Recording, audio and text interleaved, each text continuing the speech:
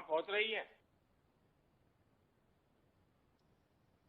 हाँ, तो मैं आखिर में जरूर कुछ कार्यकर्ताओं से बात करना चाहता हूं, क्योंकि मैं जब वो आपके प्रेजेंटेशन के संबंध में जरूर मैंने समापन किया, लेकिन मुझे लगता है कि जब आज मुझे बहुत दिनों के बाद इतनी बड़ी मात्रा में कार्यकर्ताओं के दर्शन करने का मौका मिला है, तो कुछ बातें और भी करना चाहता हूं, अगर समय की सुविधा हो।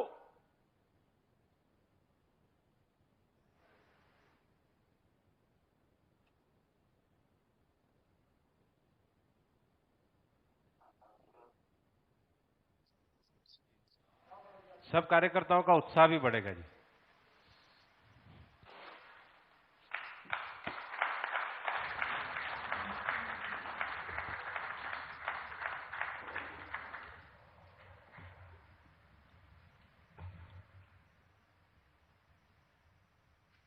भारतीय जनता पार्टी के राष्ट्रीय अध्यक्ष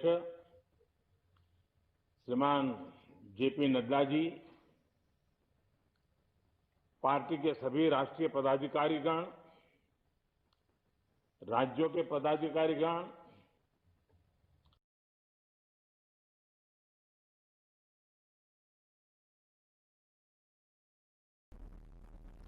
सभी मेरे कार्यकर्ता साथियों,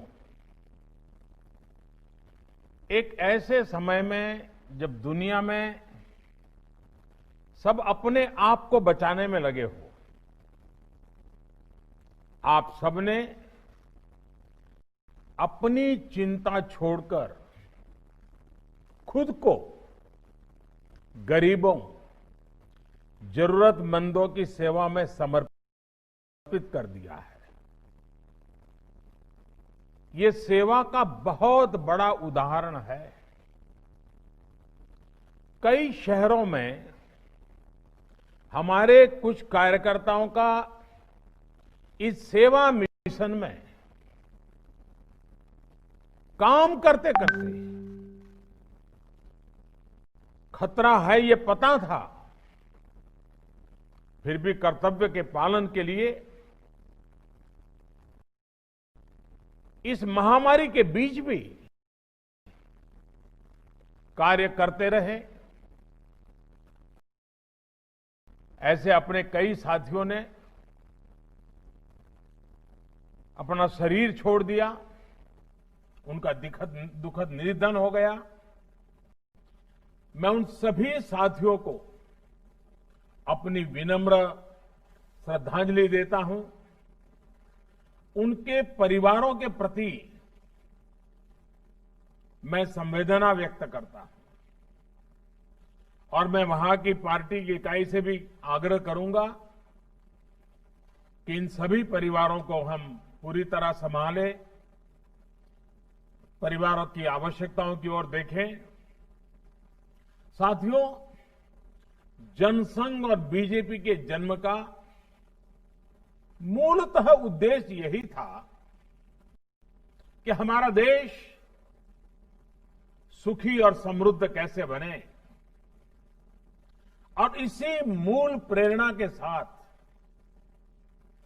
भारतीयता की प्रेरणा के साथ, सेवा भावना के साथ हम लोग राजनीति में आए। हम लोगों ने राजनीति में सत्ता को सेवा का माध्यम माना। हमने कभी भी सत्ता को अपने लाभ का माध्यम नहीं बनाया। निस्वार्थ सेवा ही हमारा संकल्प रहा है, हमारे संस्कार रहे हैं।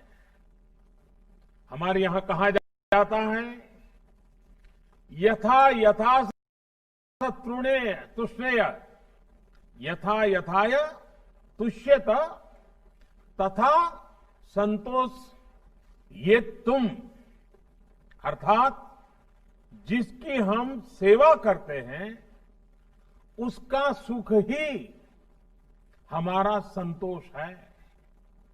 इसी भावना से गरीबों के प्रति, इसी समभाव और मम भाव से हमारे कार्यकर्ताओं ने इतने कठिन समय में सेवा ही संगठन का इतना बड़ा अभियान चलाया है। आज जो मैंने प्रेजेंटेशन देखा तो मुझे सच में बहुत अचरज हुआ। मुझे मालूम था कि कोरोना काल में आप निरंतर काम कर रहे हैं, लेकिन लॉकडाउन की मुश्किल परिस्थितियों में जब सब कुछ बंद था और ये बीमारी कभी भी हमारे गले पड़ सकती है, ऐसा भय का माहौल था, लेकिन आपने समर्पित भाव से लाखों करोड़ों लोगों का जीवन आसान करने के लिए जो भी कर सकते हैं किया है। आप उनका सहारा बने हैं, उनके साथी बने हैं। ये बहुत ही बड़ा काम है। किसी ने मास्क बनाकर लोगों में बांटे, किसी ने घर घर गरीबों को राशन पहुंचाया, तो किसी ने प्रवासी कामगारों का जिम्मा उठा लिया। कितने ही कार्यकर्ता ऐसे हैं जिन्होंने तो 2, 4, 10 गरीबों को एक तरह से अपने परिवार का ही सदस्य बना लिया। जिसकी जितनी क्षमता थी उसने उससे ज्यादा करने की कोशिश की। अब देखिए, राष्ट्रीय अध्यक्ष जी ने का उदाहरण, अपने घर से रोज 500 परिवारों के लिए खाना बनाना और पहुंचाना, और वो भी 3 महीने तक। ऊपर से नीचे तक यही हमारे संस्कार रहे हैं। और इतना सब करने के बाद भी छोटे मोटे तो लाखों कार्यकर्ताओं ने काम किया। कहां सबकी तस्वीर टीवी पे आई है, कहां सबका नाम अखबार में छपा है, कहां अपने गांव के बाहर कौन जानता है। फिर भी सेवा परमो धर्मः, निस्वार्थ भाव से काम करते रहना।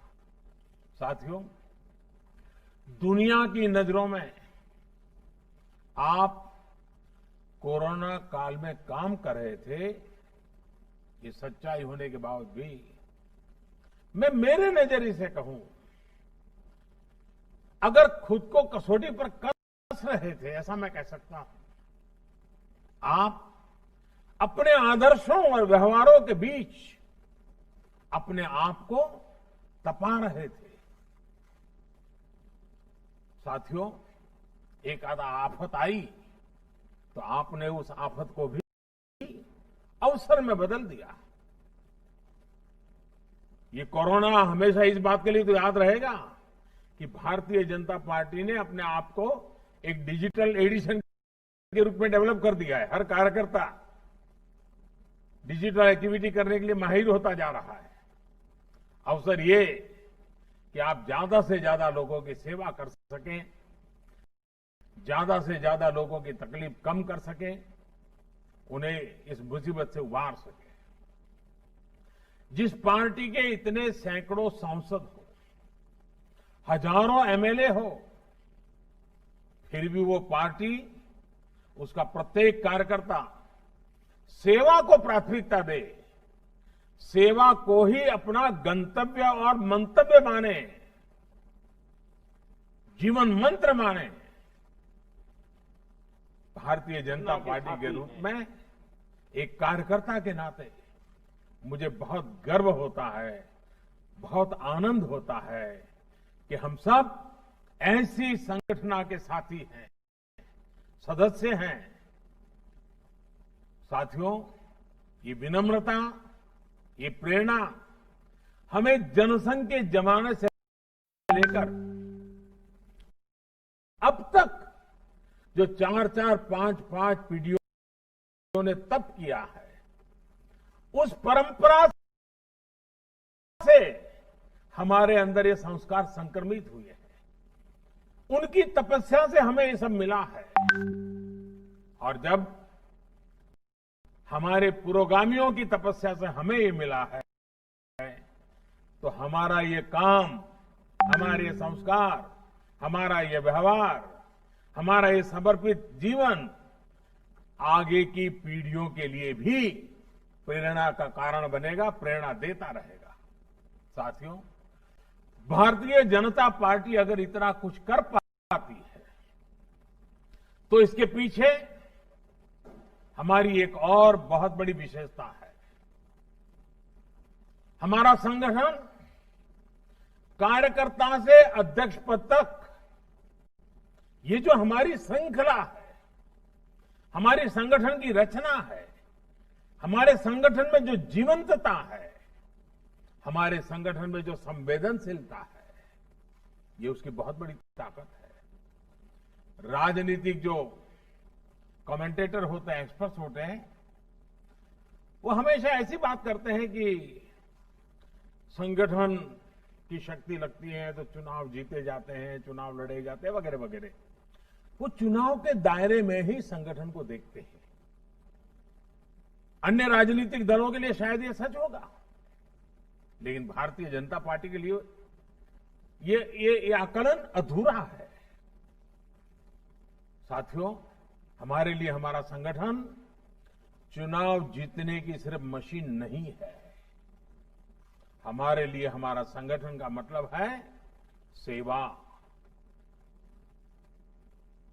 व्यक्ति के जीवन में, समाज के जीवन में, राष्ट्र के जीवन में बदलाव लाने के लिए हर देश यज्ञ में आहुति देते रहना।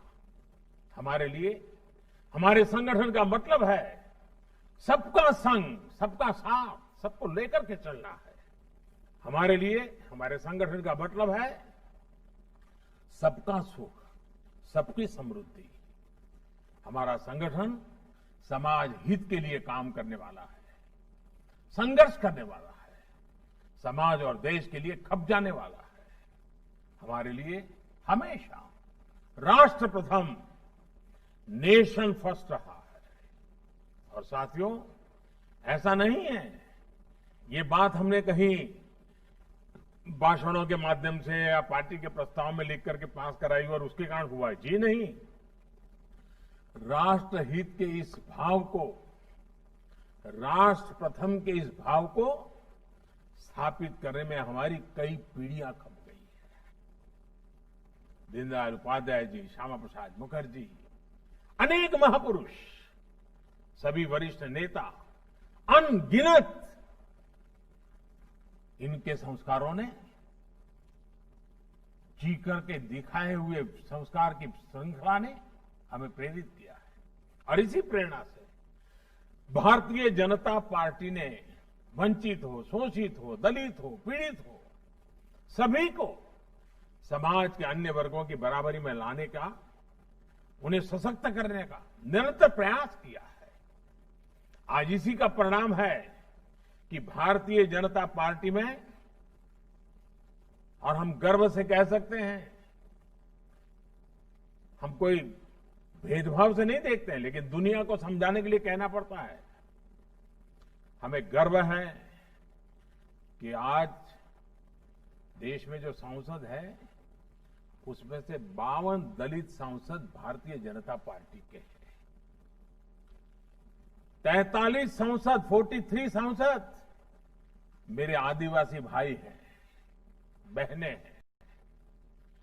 पिछड़ा वर्ग की अगर बात करें तो भाजपा के 113 सांसद से भी ज्यादा पिछड़े वर्ग से आते हैं। साथियों, विधानसभाओं में करीब करीब 150 से ज्यादा आदिवासी एमएलए हैं बीजेपी के। यानी कि भारतीय जनता पार्टी हर वर्ग से जुड़ी है और समाज का हर वर्ग हमसे जुड़ा है। आपके परिश्रम से भाजपा का हर समाज से विश्वास का एक अटूट रिश्ता बना है। साथियों, वैसे राजनीति का मूल स्वभाव, हम लोग तो रोज बरोज जिंदगी को जीते हैं, मालूम है। राजनीति का मूल स्वभाव स्पर्धा होती है। लोकतंत्र का एक गुण भी है, लोकतंत्र में इसको अच्छा माना गया है। लेकिन एक समान लक्ष्य के साथ समान भाव से सेवा का काम संगठन की शक्ति बन जाता है। जब हम इस तरह का काम करते हैं तो एक टीम स्पिरिट पैदा होती है। इस तरह के कार्यों से व्यक्ति विकास और व्यक्तित्व का विकास भी नई संभावनाएं पैदा हो जाती है। आपने खुद भी अनुभव किया होगा। इस तरह सेवा अभियानों से लोगों की मदद तो होती ही है, पार्टी कार्यकर्ताओं के तौर पर भी आप सबको भी समाज को जानने का, समाज को समझने का, नए तरीके से सोचने का, स्वयं का विकास करने का अवसर मिला होगा। ऐसे अभियान हमारे कार्यकर्ताओं के लिए एक तरह से प्रशिक्षण का काम करते हैं। हम एक कमरे में बैठ करके भाषण सुन के, चर्चा करके, संवाद करके, प्रश्न उत्तर करके प्रशिक्षण करते हैं। ये एक प्रकार से प्रैक्टिकल एक्सपीरियंस से हमारा प्रशिक्षण था। ये भी एक प्रकार से हमने आफत को अवसर में पलट करके कार्यकर्ताओं को प्रशिक्षण का काम सहज रूप से हो गया है। साथियों, चुनाव के समय आप सब जानते हैं कि हम लोग जनता के बीच जाते हैं, और जब जनता के बीच जाते हैं चुनाव के समय में अच्छी बुरी खट्टी मीठी कई बातें सुनने को मिलती है। कोई कहेगा ये नहीं किया, वो नहीं किया, कोई व्यंग करेगा, कोई निशाना साधता है, कभी वार पलटवार भी होते रहते हैं। ये सब होता रहेगा। लेकिन आपने देखा होगा कि जब इस बार आप जनता के बीच गए हैं तो आपके अनुभव कुछ और रहे होंगे। और मैं चाहता हूं कि आप थोड़ा मन को याद कीजिए, पुराना इन 3 महीनों को। आपको जनता जनार्दन जो ईश्वर का रूप होता है उसका साक्षात्कार हुआ होगा। याद कीजिए, इस दौरान आपने महसूस किया होगा कि समाज से आपको कितना कुछ मिला है। साथियों, कोरोना के संकट काल में समाज ने आपको स्नेह दिया है, आपको विश्वास दिया है। आप किसी गरीब की मदद कर सके, इसके लिए समाज ने आपको सामान भी दिया है और साधन भी दिए हैं और सम्मान भी दिया है। आप अगर अपने घर से कुछ राशन लेकर निकले तो कई और लोगों ने भी आपको कहा होगा कि कुछ राशन मेरी तरफ से ले जाइए, कुछ सामान मेरी तरफ से ले जाइए, आप भाई साहब जा रहे हो जरूर पहुंचा दीजिए। यही वो स्नेह है, यही वो ऊर्जा है जिसकी ताकत ने आपको कभी थकने नहीं दिया है। हमें इस ऊर्जा को समझना चाहिए, हमें समाज की शक्ति को समझना चाहिए, इस शक्ति को आत्मसात करना चाहिए, इसका साक्षात्कार करना चाहिए। मुझे विश्वास है आप ये करते रहेंगे, बीजेपी का हर कार्यकर्ता ये करता रहेगा, तो ऊर्जा का प्रवाह हमेशा हमें प्रेरणा देता रहेगा, पुरुषार्थ का नया नया नई ताकत देता रहेगा। लोगों के आशीर्वाद एक प्रकार से ईश्वर के ही आशीर्वाद होते हैं। ये आशीर्वाद बहुत बड़ी ताकत होते हैं। साथियों, आपने ये भी अक्सर देखा होगा कि ज्यादातर समय लोग जब मिलते हैं, सामान्य दिवसों की मैं बात करता हूं, उसमें भी जब आप सत्ता में हो तो सामान्य तौर पर लोग क्या करते हैं, कोई कोई आपको मेमोरेंडम देंगे, मांग पत्र देंगे, और बहुत स्वाभाविक भी है। मतलब जरूरी नहीं कि लिखकर ही कोई मांग पत्र दे, लेकिन सार्वजनिक जीवन में आपको ऐसे लोग मिल जाएंगे जो मुंह जबानी भी आपको कुछ न कुछ बताते रहेंगे, ये होना चाहिए, वो होना चाहिए। कहीं कोई सड़क की मांग है तो कहीं कोई गड्ढा भरवाने की बात करेगा, तो कहीं कोई बिजली की बात करेगा, कई बार वो शिकायत के रूप में कहेगा, कई बार वो अपेक्षा के रूप में कहेंगे। ऐसे में कुछ नेता कार्यकर्ता सोचते हैं कि ये क्या है, जब देखो कोई न कोई काम, कोई न कोई मांग, कोई न कोई शिकायत। लेकिन साथियों, आप सभी सार्वजनिक जीवन में है, सेवा करने के लिए आए हैं, इसलिए हम सबको इसमें अंतर्निहित जो भाव है उसको समझना होगा।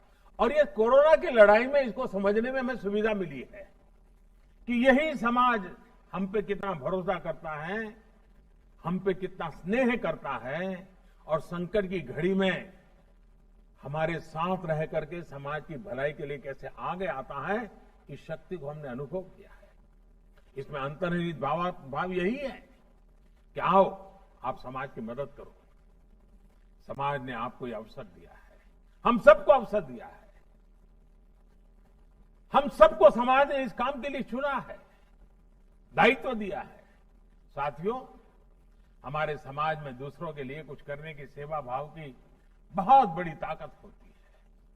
हमें समाज की इस ताकत को पूजने का कोई अवसर छोड़ना नहीं चाहिए। और आपको तो संतोष होना चाहिए कि समाज ने हम सबको इस काम के लिए चुना है। सेवा करने के लिए ईश्वर ने हमें राह दिखाई है, जनता ने हमारा हाथ थामा है। समाज सेवा करना चाहता था, गरीब की मदद करना चाहता था, तो उसने हम सबको माध्यम बनाया है। साथियों, वैसे हम चाहें कार्यकर्ता की भूमिका में हो या सरकार में, वास्तव में हम देश की गरीब की सेवा उसका एक माध्यम है। ये सरकार 6 सालों से इसी विचार के साथ काम कर रही है। हमारी राज्यों की सरकारें भी इसी विचार से काम कर रही हैं। देश ने सही समय पर लॉकडाउन का फैसला किया तो आज दुनिया के मुकाबले भारत में हम कहीं ज्यादा लोगों की जिंदगी बचा पा रहे हैं। इस दौरान गरीबों को कम से कम दिक्कत हो, इसके लिए 2.25 लाख करोड़ रुपए के गरीब कल्याण पैकेज से लेकर गरीबों को अन्न के लिए, रोजगार के लिए सरकार ने विशेष योजनाएं शुरू की है।